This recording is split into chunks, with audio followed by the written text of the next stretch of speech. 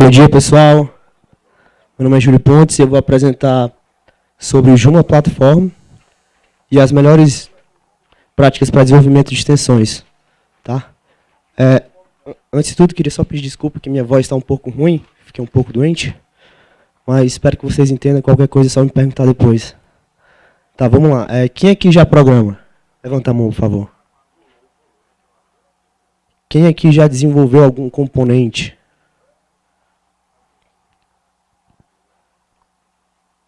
Quem aqui já deu uma lida na documentação do Joomla, atrás sobre desenvolvimento de componentes, tutoriais, alguma coisa do tipo? Quem aqui não conhece nada de desenvolvimento? Alguém conhece? Certo. Quem aqui trabalha com PHP? Todo mundo?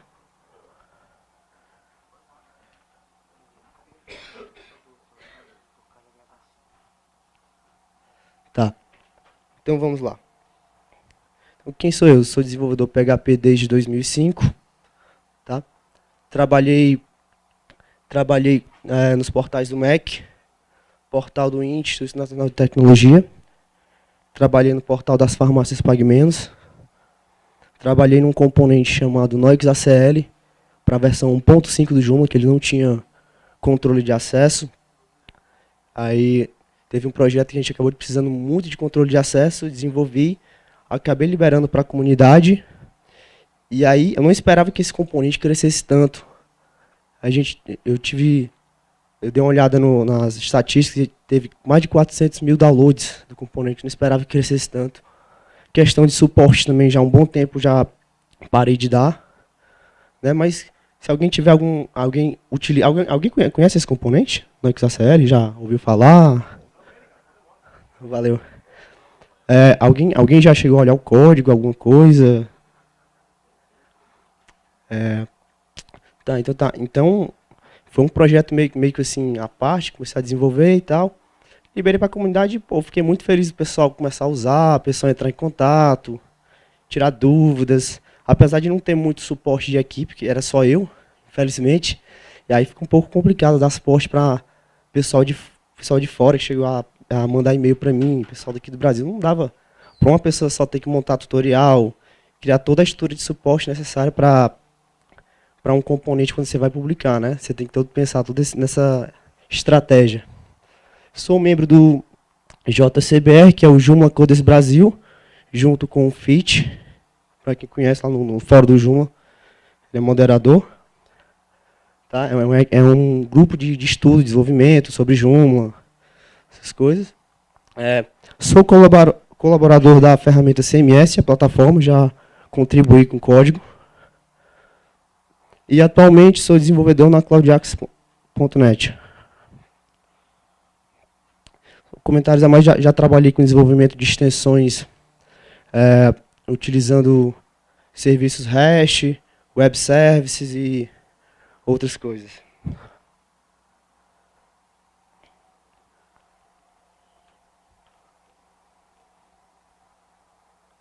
Então vamos lá. Quem já deu uma lida sobre o que é o Joomla Platform? Alguém conhece? Já ouviu falar? Então vamos lá. O que é o Joomla Platform? A partir na versão 1.0 do Joomla, depois da versão 1.0, o pessoal começou a separar mais o Joomla como framework e o CMS. Tá?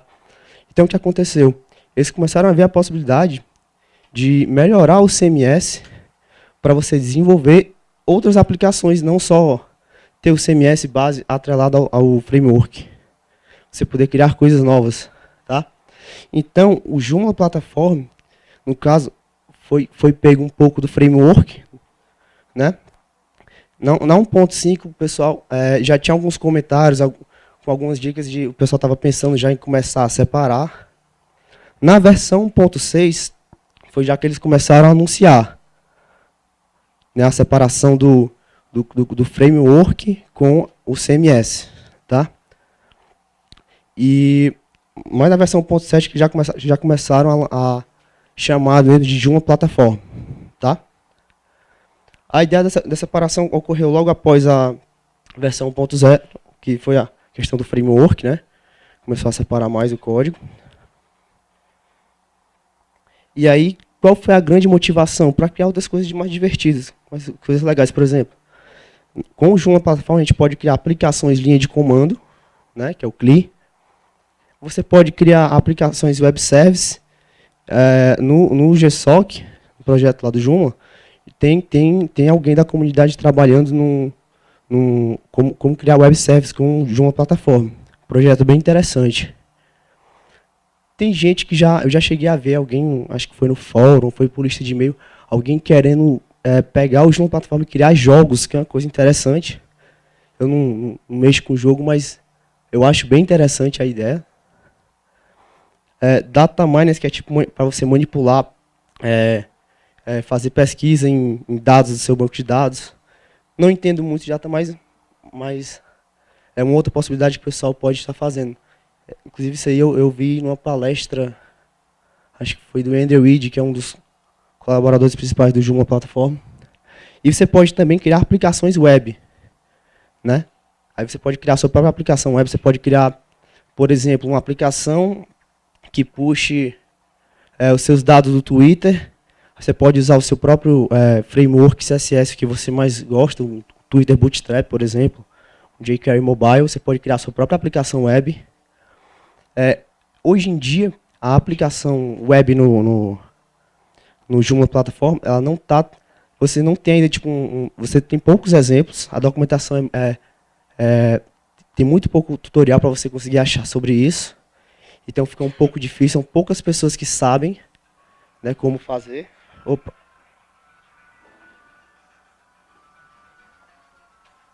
Desculpa, pessoal. Tá, então, essa foi a principal motivação do pessoal de criar a plataforma, foi para criar justamente essas aplicações diferentes. Por quê? Porque muitas empresas têm essa necessidade de você poder não só ter o CMS. Eu quero criar uma loja virtual nova. Isso no caso, estou dizendo sem usar os componentes que já existem de loja virtual para a Joomla. Quero criar a minha loja virtual customizada, do meu jeito, para o meu cliente. Eu quero criar uma mini página de rede social do meu cliente customizado, que ele vai puxar os dados do Facebook, do Twitter, e montar minha aplicação web customizada. Né? Então, essas coisas você pode estudar e estar fazendo juntamente com a plataforma. O que eles usam para manter esse código da plataforma? Eles usam o GitHub. Quem aqui conhece GitHub?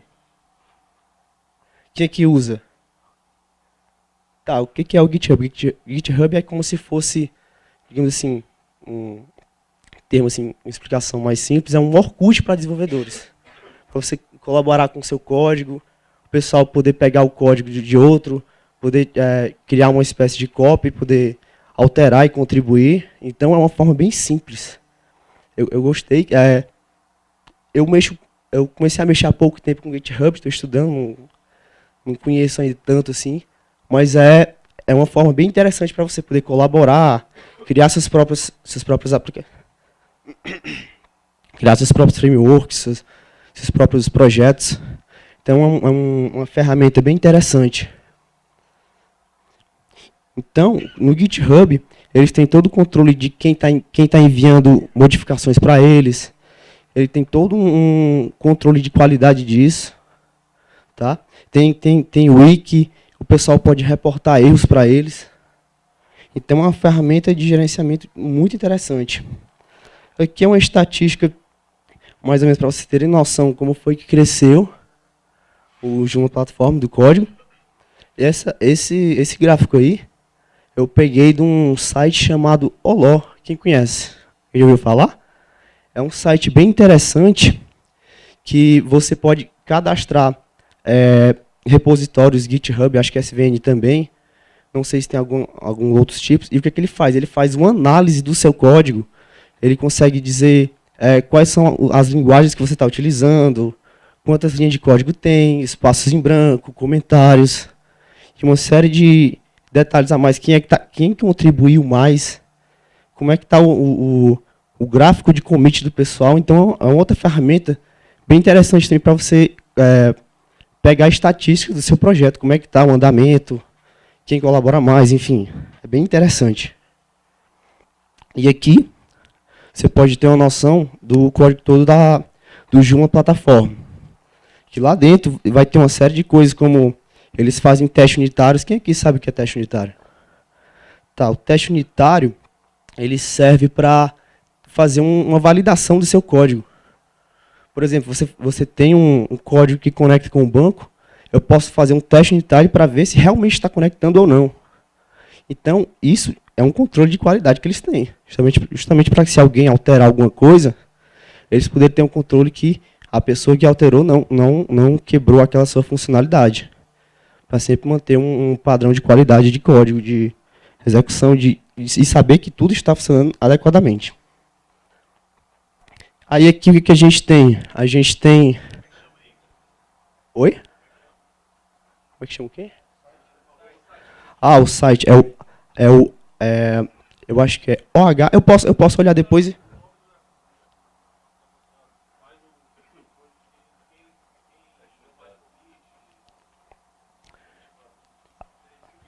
Deixa eu voltar aqui para o GitHub.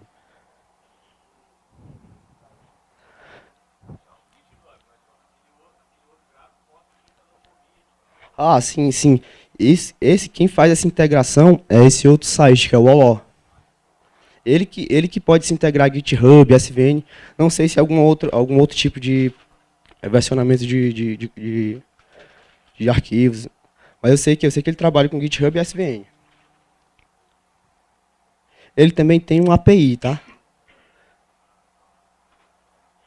Então aí você tem mais ou menos a estatística de código de uma plataforma, que é a quantidade de código PHP, a porcentagem tem 55% só de códigos em PHP, XML, XSL. O que é isso? Porque dentro de uma plataforma do GitHub, eles têm também uma padronização de código. Porque assim, você está criando uma ferramenta open source, certo? Mas você não pode chegar... O GitHub é interessante porque ele é aberto. Qualquer um aqui pode chegar lá, criar um fork, que é tipo uma cópia do projeto, alterar e submeter para o pessoal original, o código original. Só que você tem que ter uma qualidade, você tem que ter um padrão de qualidade, você tem que ter todo por exemplo,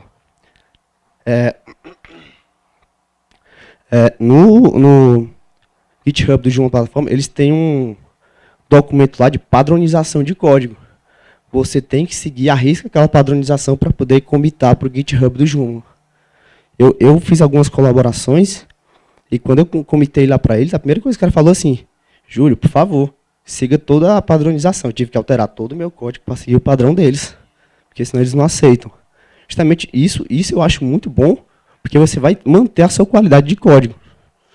Né? Para um projeto grande, um Joomla e qualquer outro tipo de projeto grande, você tem que ter uma padronização de código. Então, essa ferramenta OLO é bem interessante, ela faz toda essa questão de estatísticas. Justamente o que eu estava falando, controle de qualidade integrado.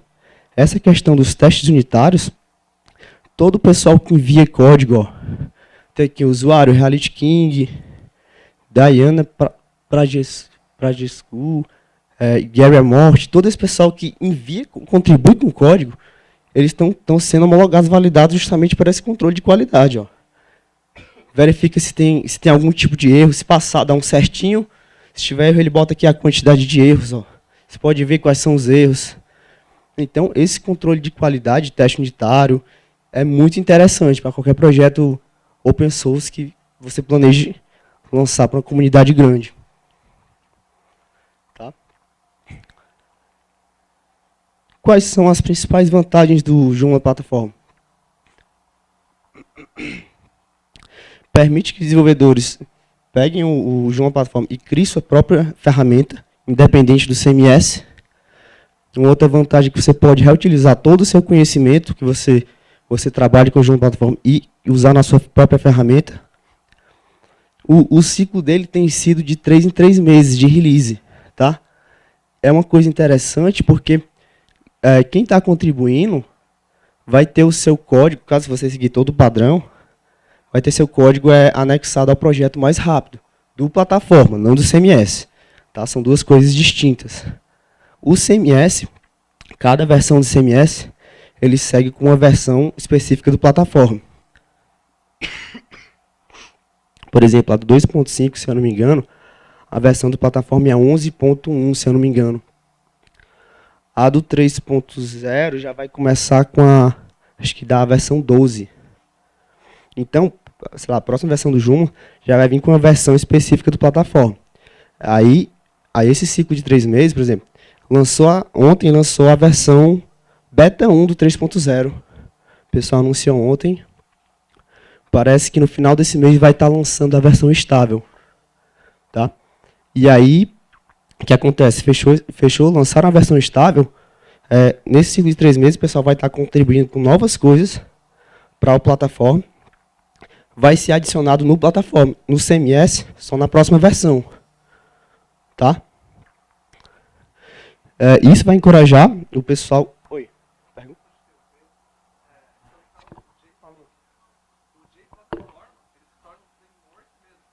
Oi?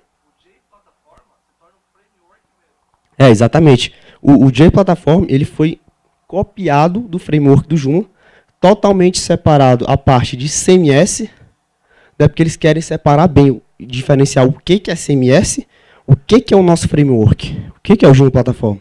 Eles querem realmente separar ao máximo, justamente para essa questão de você criar sua própria aplicação, enfim. E aí as vantagens são que você pode ter várias pessoas colaborando com o uso do GitHub, né?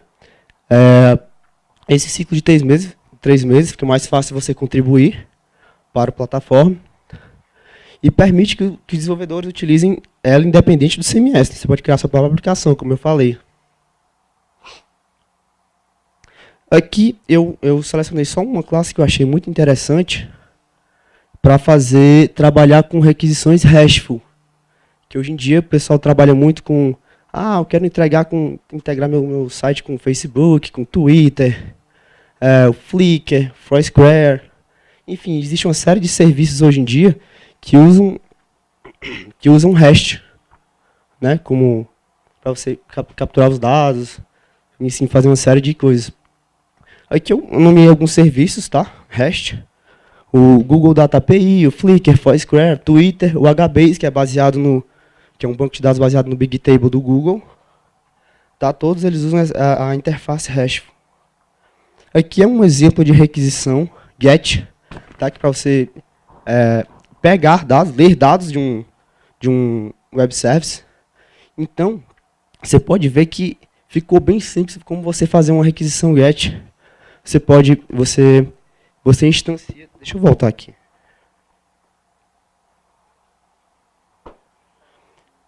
Você tem que instanciar... acho que eu acabei esquecendo de botar como instanciar a classe HTTP.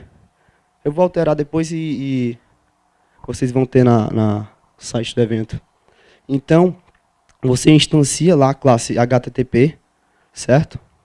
Ela tem outros protocolos, ela trabalha com seu URL, sockets e outros tipos de protocolos, eu não cheguei a olhar todos. E aí o que você faz? Eu quero fazer uma requisição GET, você chama o método GET, passando a URL do seu web service. Se eu não me engano, você tem um segundo parâmetro que você pode passar um array de informações, caso você precise enviar mais informações. Tá? Então, é bem simples você fazer uma requisição GET usando essa classe. Como você faz um post? Um post num serviço REST, por padrão, geralmente o pessoal usa para criar novos itens. Por exemplo, sei lá, no caso do Flickr, se eu não me engano, ele usa para criar você quer adicionar uma foto, aí você envia por post. Esse é um padrão que o pessoal usa. Pode ser que algum web service não use esse padrão. Então, enfim, é só um comentário. E aí um exemplo bem simples de como você fazer isso. Aqui você tem um array com chave e valor, né? E aí você pega lá o seu objeto HTTP, chama o método post, passando a URL do seu web service que você vai trabalhar, e o segundo parâmetro já é o seu array com seus dados. Ou seja, ficou bem simples você fazer integrações com web services como Twitter e outros desse tipo. É bem simples você fazer essa chamada. O put, né?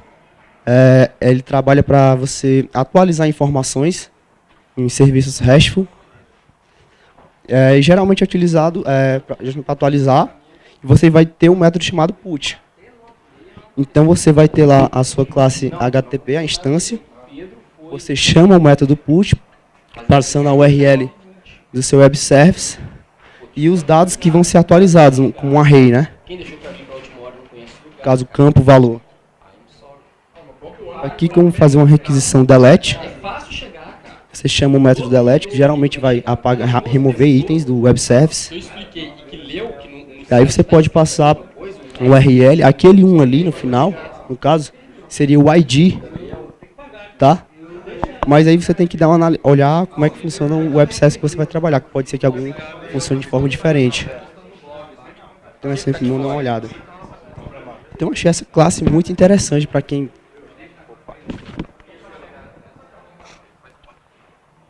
Isso.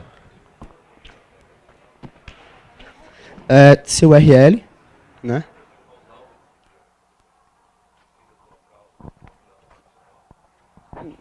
Ah, a biblioteca que você diz classe? Não. É padrão. Assim, o seu servidor, porque no servidor existem os módulos do PHP. Um deles é o seu URL. Se tiver desabilitado, não vai funcionar a requisição seu URL.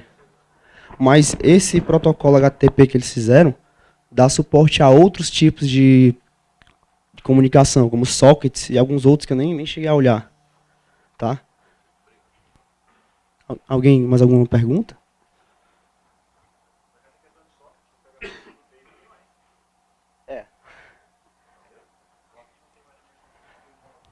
Tá. Então aqui um exemplo bem simples de uma aplicação linha de comando, tá? Aqui, no caso esse requeriam, esse aqui você vai ter o seu plataforma dentro dessa pasta libs, aqui no caso que eu botei. Eu vou tentar fazer disponibilizar esse exemplo depois no meu GitHub, tá, para vocês. E aí o que você faz? Você importa a classe CLI, né, que cria uma aplicação linha de comando. Aí, no caso aqui, Olá Mundo é o nome da minha aplicação, que vai estender o jCLI, que é uma aplicação linha de comando, a classe base de aplicações para linha de comando. Você vai ter um método execute, que você vai ter que implementar em todas as suas aplicações. Tá? Aí aqui que vai ter a sua lógica. No caso aqui, o que eu estou fazendo? Apenas imprimindo na tela, digite seu nome. Aí como é que eu faço para pegar uma requisição para o cara poder digitar? Você usa o método in, que ele pega um input. Estou guardando numa variável, depois eu estou imprimindo de novo olá e o nome do que você digitou. Tá? Então é bem simples. Obviamente você pode criar exemplos mais complexos, trabalhando com a linguagem do Joomla, que é criar uma aplicação multilingüe, enfim. Tem uma série de coisas bem interessantes. E aqui embaixo, o que eu estou fazendo? Eu estou instanciando a minha aplicação e mandando ela executar. Tá? Então é bem simples, é bem legal o Joomla Platform. Aqui um exemplo de aplicação web bem simples, eu não quis implementar nada de template, tema, quis deixar o mais simples possível. Tá? Aqui eu criei um hello www, vai exibir uma tela com um HTML estático. Só um exemplo mais fácil, né? Como se fosse um Hello World. Aí você vai criar a sua classe, o nome da sua aplicação que você preferir, você pode trocar o nome. Você vai estender o JApplication Web, tá? Que é a classe responsável por trabalhar com aplicações web no Joomla Plataforma. Aí você vai ter o método doExecute, diferente da CLI. Né? E aí aqui dentro, você pode implementar a sua lógica para, como eu estava dizendo, aplicações web de uma plataforma que o pessoal ainda não implementou. Por exemplo, como é que eu vou utilizar a arquitetura de componentes? Dá, mas só que o pessoal ainda não criou exemplos, entendeu? Então, como eu estava dizendo, a documentação, como há pouco tempo o pessoal começou a criar aplicações, então você não vai encontrar tantos exemplos de como fazer isso. Tá? E aí, o que eu faço dentro da execução? Eu imprimo um HTMLzinho simples, setando um título, boto a body e boto um P, só dizendo olá. É um código bem simples mesmo. E lá embaixo, o que é que eu faço? Eu pego a instância da aplicação www e mando executar. Você pode criar quantas aplicações web você quiser dentro do diretório. Você pode organizar na sua arquitetura de pastas do jeito que você preferir. Aí você pode criar várias aplicações web, aplicações CLI. Então é bem interessante. Vocês querem fazer pergunta logo agora ou depois? Acho que depois que é mais legal. Depois? Beleza.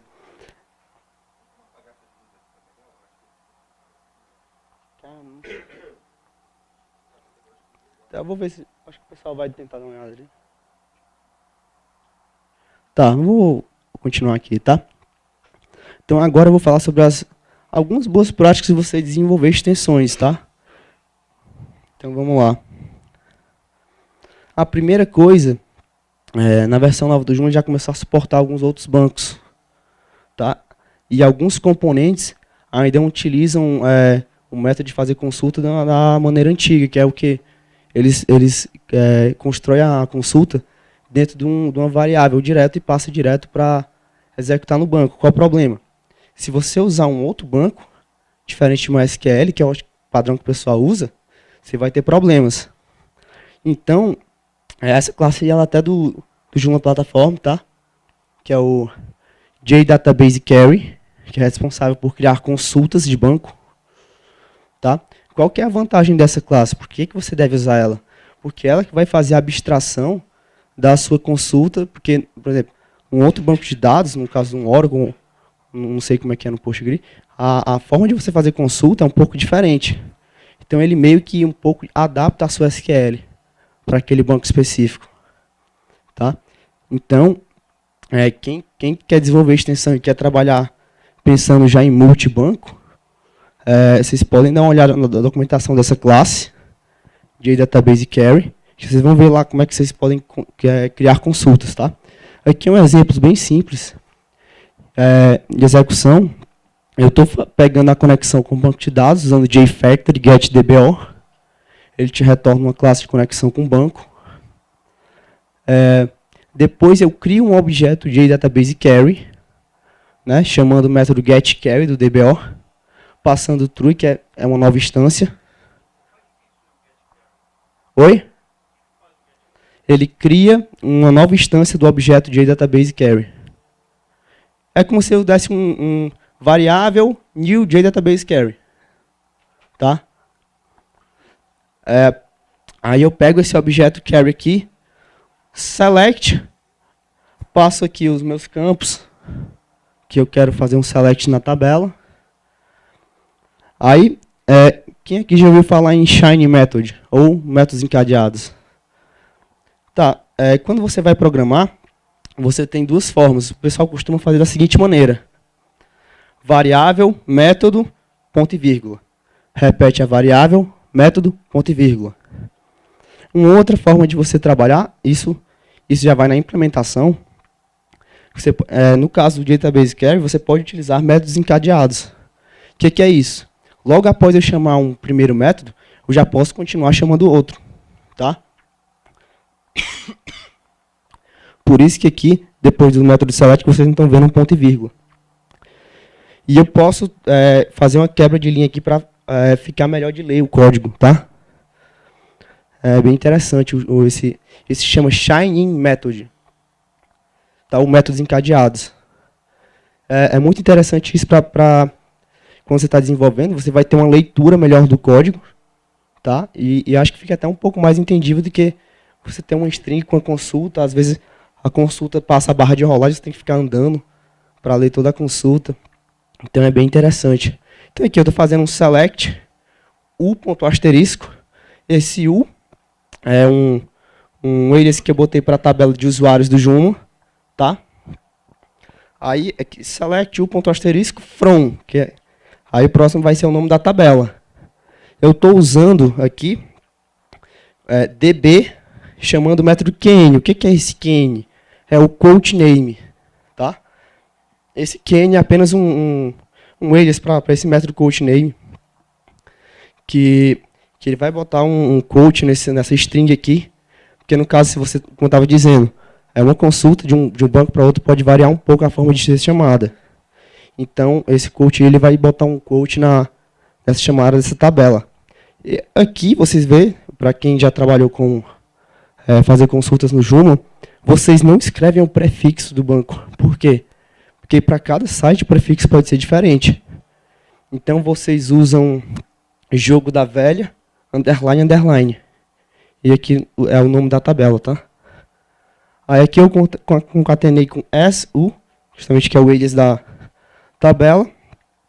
Logo abaixo eu botei um db setCarry. O que ele faz? O que esse método faz? Ele pega a tua consulta e ele prepara para ser executada. Ele não executa. Tá?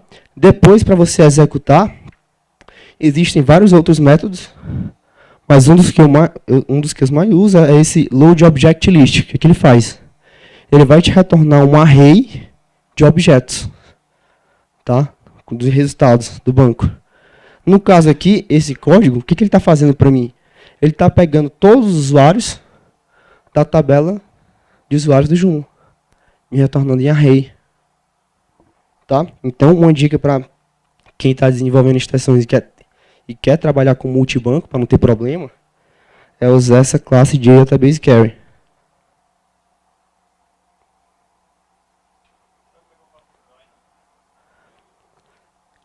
Cara, basicamente, deixa eu voltar aqui. Mas basicamente você vai chamar um método join, tá? Aí vai ter uma sequência de parâmetros lá, se eu não me engano, você vai passar o tipo de join, left, inner, e depois a tabela e o teu relacionamento. Oi? Ele já tem... o JDatabase Carry, ele é uma classe para construção de carry. Então, lá vai ter método para agrupar, para ordenar, uma série de métodos. Tá? Então, quem quiser dar uma estudada, vai na documentação do Joomla lá, dá uma procurada no Google, que acho que você deve achar também. A documentação dessa classe, vocês vão ver todos os métodos. Ou então, vocês podem abrir o próprio framework do Joomla e ver lá.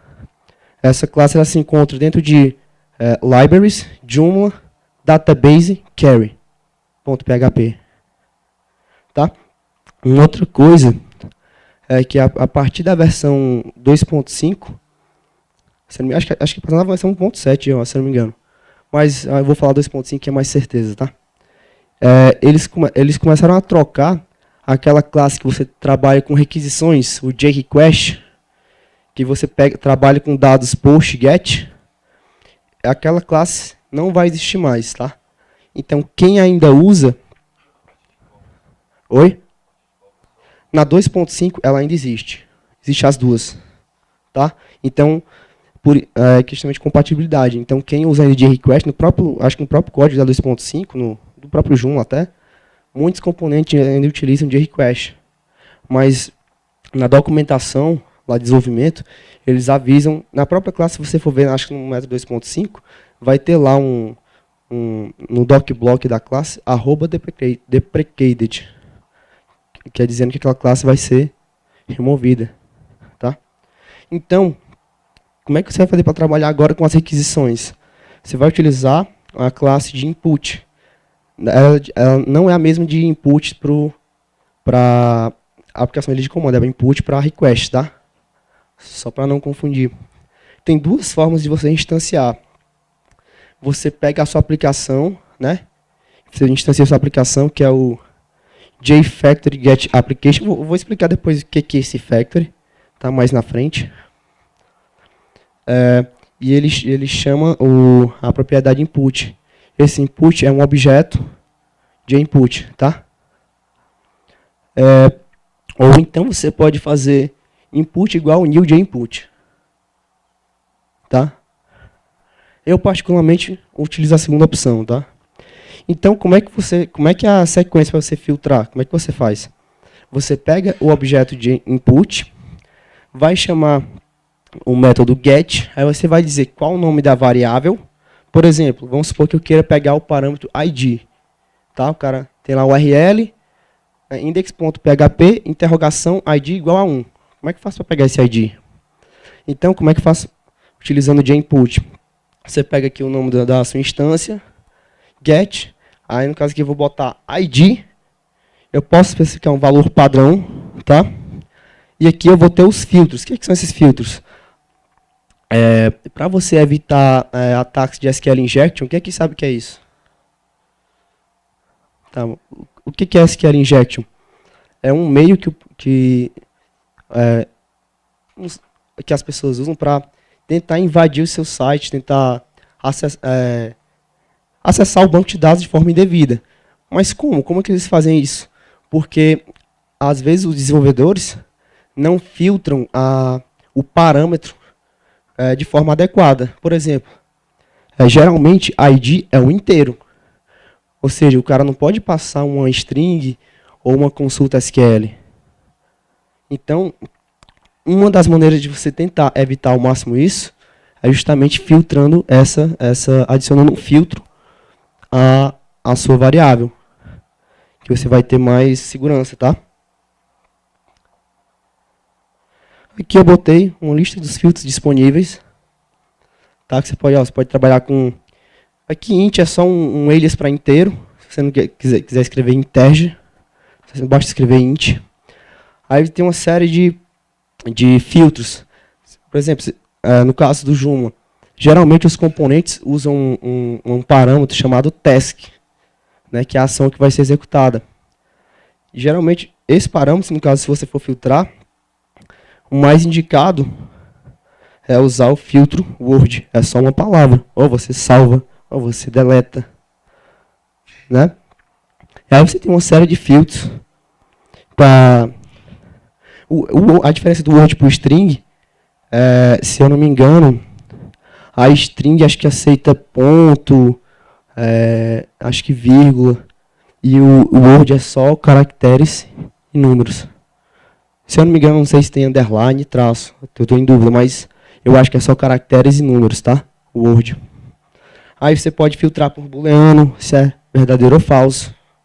Você pode filtrar se ele é um double, que é você tem um número 0, ponto alguma coisa, ou 0, alguma coisa. Você pode filtrar se é um HTML, se é um nome de usuário, enfim, alguns filtros especiais do Joomla ali do outro lado, tá?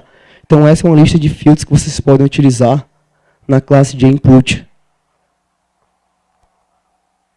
Aí, vocês viram lá no exemplo anterior? Deixa eu voltar aqui.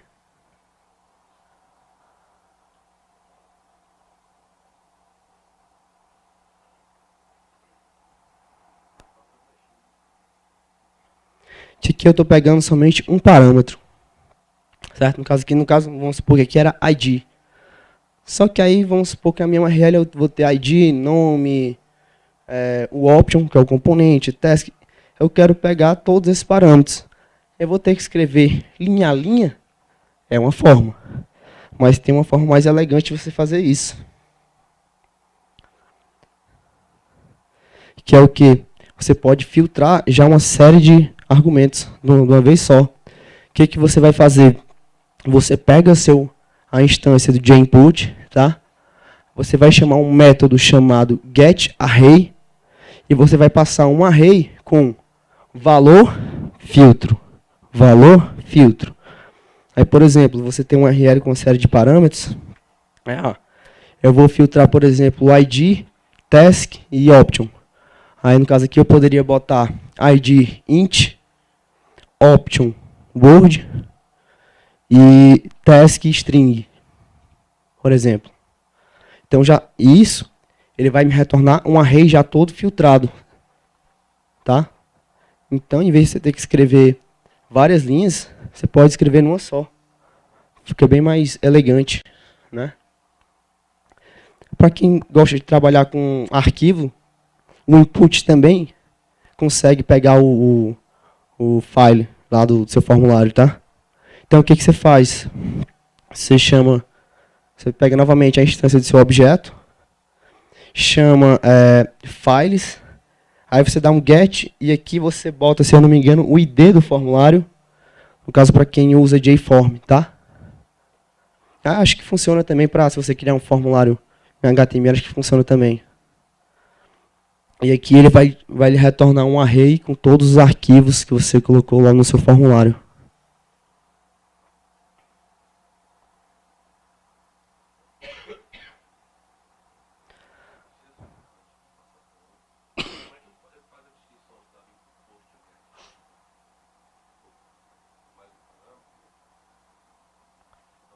se eu não me engano, acho que tem algum parâmetro que você define se é push ou é get, ou então, eu não lembro agora de cabeça, mas talvez pode ser que tenha um método chamado post.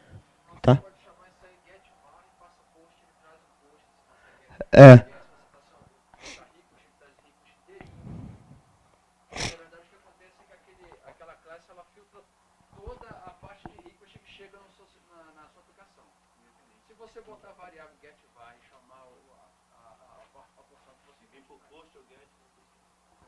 Ele funciona pro.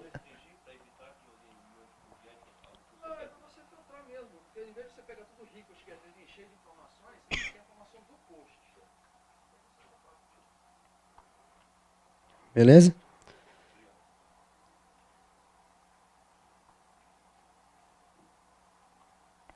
Quem aqui sabe o que é padrão de projeto? Tá, vamos lá.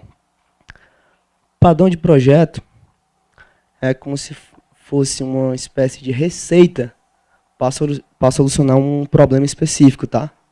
Ou pelo menos ajudar a solucionar, tá? Aqui eu vou explicar alguns padrões que são utilizados no Joomla plataforma, como o CMS, né? Que roda no topo da plataforma. Eu vou explicar se ele está pedindo para editar, para adicionar, fazer uma listagem, se ele quer publicar, se ele quer despublicar. Então, todas essas ações ou esses termos vão estar dentro do controller. O controller é que vai conhecer isso. Se você chamar alguma coisa que o controller não saiba, vai dar algum erro lá no Joomla. Tá? Então, o controller vai ter as ações. E a classe do framework, da plataforma, que é responsável por isso, na 2.5, JController. Quem aqui já chegou a olhar a 3.0, só por curiosidade? Na 3.0, eles fizeram uma modificação. Justamente, lembra que eu falei que eles querem realmente separar plataforma de CMS? Então, quem cria componente no padrão MVC 2.5, quando for para o 3.0, vai ter que mudar algumas coisas. De novo, que eles estão sempre, como eu estava dizendo, o plataforma ele procura sempre melhorar o desenvolvimento. E a evolução dele é bem mais rápida. Aí o pessoal está querendo simplificar as coisas agora, criar um controller mais simples, para carregar, para gastar menos memória. Então o pessoal está se preocupando mais agora nessa parte. Algo que foi que eles fizeram. Se você acha na 2.5 eu não lembro se tem, acho que na 3.0 acho que sim. Vai ter uma pasta dentro de framework ou dentro de libraries chamada Legacy, que boa parte dos códigos do CMS, se você olhar a plataforma tem isso, tá? Aí como a 3.0, se eu não me engano, vai ter a plataforma mais atualizada, que eles já fizeram essa modificação, dentro dessa pasta Legacy, você vai ter a sua camada de compatibilidade com componentes que rodam na versão atual. Geralmente, eu não tenho certeza para todos os componentes, mas basicamente o trabalho que você vai ter vai ser trocar de JController para JController Legacy. Tá? Não estou dizendo. Se você usar mais algum processo a mais, pode ser que dê problema. Mas se você usa o padrão, você vai ter que trocar esse nome. Tem uma forma de você abstrair, tá? Para rodar nos dois. Que você pode criar uma classe sua, e aí você faz o seu tratamento. Se é 2.5, roda assim. Se é 3, roda assado. Tá? Então o controller é que vai conhecer as ações. Tá? Depois do controller a gente vai ter aqui um model. Vou falar do model. O que é esse model? Ele é responsável por quê? Ele trabalha com a parte de manipulação de dados.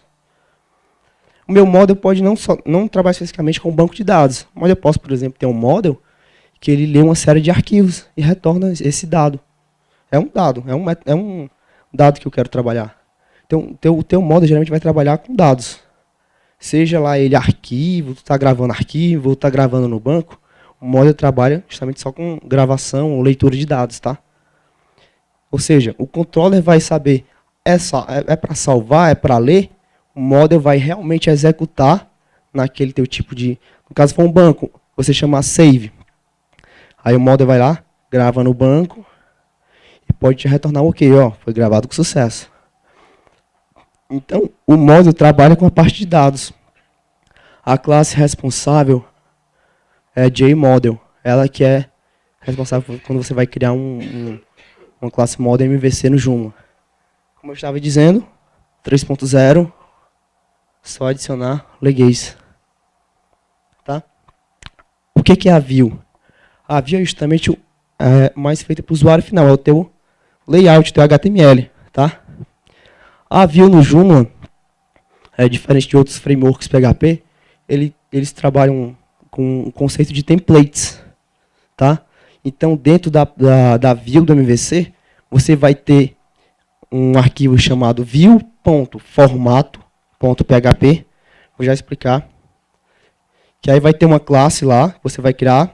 O padrão de nomenclatura é componente, view, nome da view. Aí você vai estender JView 3.0. Leguês. Tá? E a view é responsável pela parte de layout. Tá? Se vocês forem olhar no componente do Joomla, na arquitetura, você vai entrar lá no content, views, aí você vai ter uma série de views. Tá? O que é esse formato que eu falei? Você está desenvolvendo um componente, o formato, geralmente você vai ver view.html. Tá? O que é isso? É uma view que ela responde em formato HTML. Mas aí essa view é uma view de artigos, ou seja, a view de artigos, tentando subentender, vai listar artigos. Mas aí eu quero pegar essa view de artigos, você está desenvolvendo um componente, tá? Eu quero exibir em formato de feed. Por exemplo, o que eu tenho que fazer? Cria um view.feed.php. Nomenclatura da classe é o mesmo nome. Componente, view, nome da view. Não vai mudar, é o mesmo tanto para HTML como para o seu formato, feed no caso. Como é que não dá problema? Porque quando você faz a requisição, por padrão, formato padrão do Joomla é HTML. Então ele sempre vai chamar HTML. Se você quer chamar o view, você tem que forçar, você tem que passar um parâmetro na sua requisição dizendo que você quer um formato específico. Aí no caso, geralmente quando o pessoal trabalha com outro formato, feed, aí eles já fazem todo o tratamento dentro da classe, tá? Eles não utilizam template. Geralmente o template é utilizado só para organizar o seu HTML. Tá? Então, isso é o MVC do Joomla. Eu vou explicar mais ou menos um pouco agora como é que funciona o fluxo do componente, tá?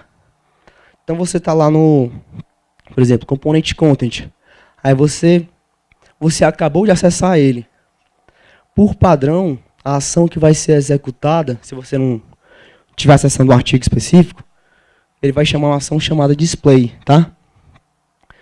Você não está chamando o controle, vai ver. O usuário está pedindo alguma informação específica, aí ele, opa, não. Ele não passou nem informação, alguma ação específica. Então eu vou usar o padrão, que é o display. O display, padrão, o que ele vai fazer? Ele vai pegar uma view com o mesmo nome do componente. Seu componente é... Isso você pode trocar um pouco no controller, tá? Na lógica. Seu componente, por exemplo, é com articles, ele vai querer chamar a view por padrão articles, tá? Ele vai procurar dentro da pasta views uma pastinha chamada articles. Aí como é que funciona lá no padrão dos componentes? Você requisita uma ação, ele vai chamar uma view. Dentro da view, o padrão que você vê em grande parte dos componentes, dentro da view o pessoal faz uma chamada para o model. Isso não é obrigatório, se você não quiser chamar, se não precisar de dado, você quer simplesmente pegar, imprimir um HTML, você não precisa ter essa parte aqui do model, tá? Você pode ter só, chama lá o ação, view, e já mostra o HTML estático. Se você quiser botar um texto só, você não precisa estar mexendo com o model, tá? Então, vamos supor que no caso aqui, eu estou fazendo uma listagem de artigos, tá? Vamos supor aqui o content. Requisitação, vai para a view. A view, você pode instanciar um outro model, mas por padrão ela vai tentar pegar um model com o mesmo nome da view. Se sua view se chama articles, dentro da pasta models do Joomla, ele vai procurar um arquivo chamado articles. Tem toda uma espécie de padronização, tá? E aí, esse model, o que ele vai fazer? Vai ler os dados no seu banco de dados e retorna para a view os dados que ela leu. Aí você vai pegar esses dados, atribui numa variável, lá usando, no caso da view, você vai ter um método chamado assignRef, se você usar a referência, que é o que? Ele vai pegar aquela variável,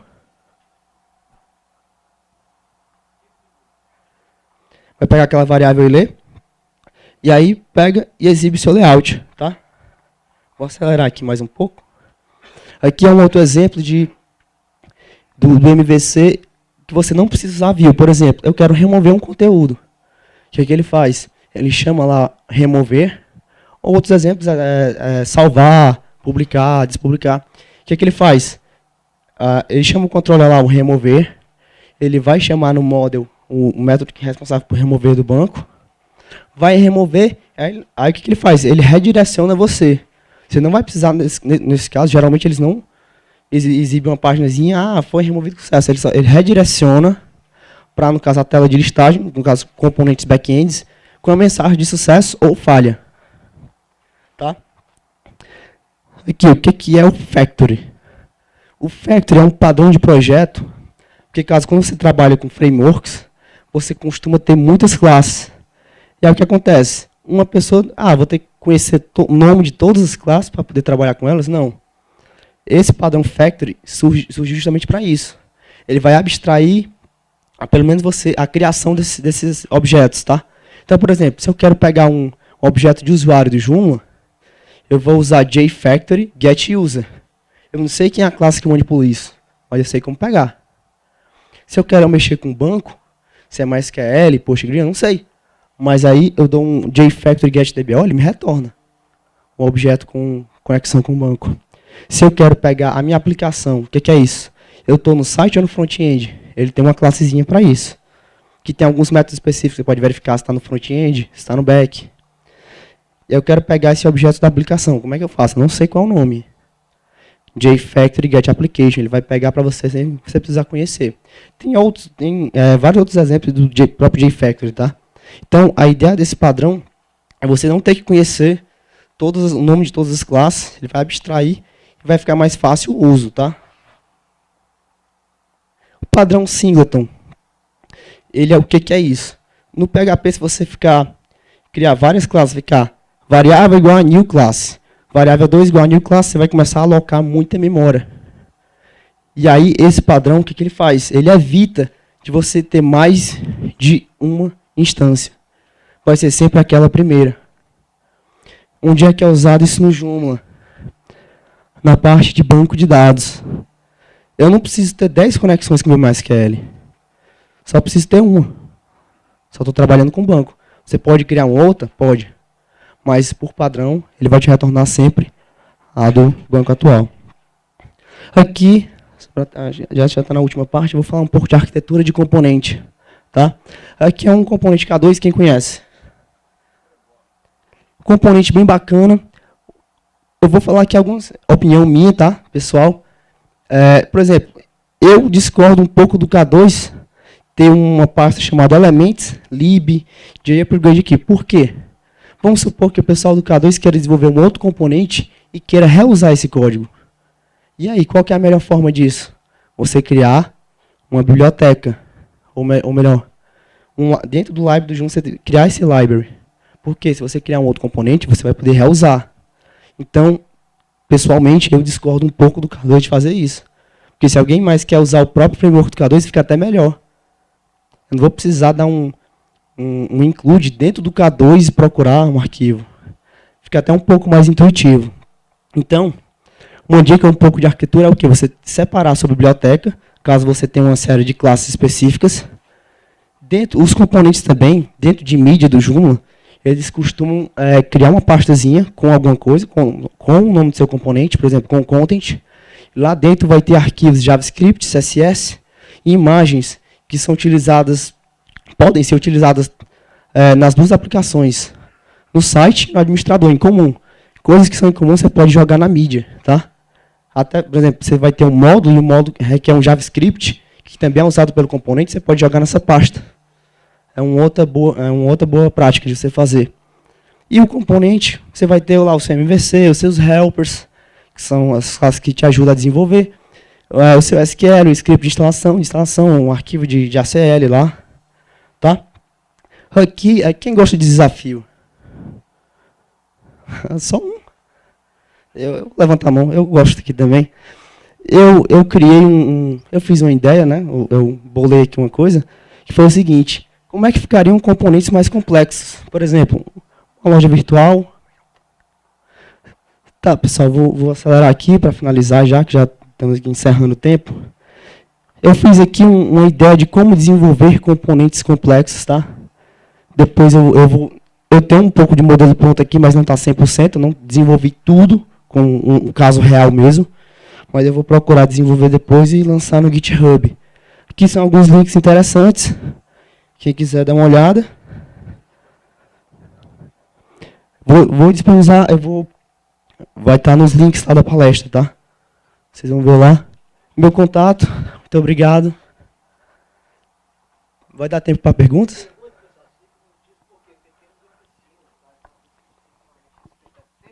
Na verdade, é uma pergunta.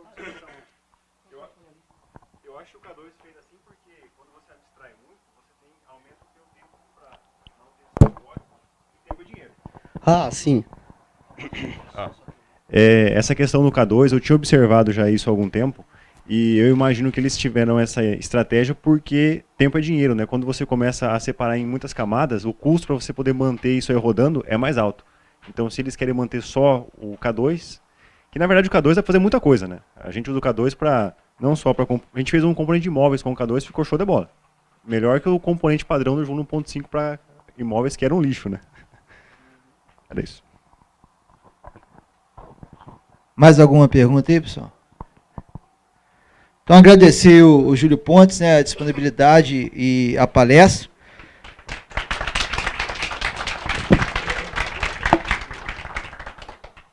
Meu xará.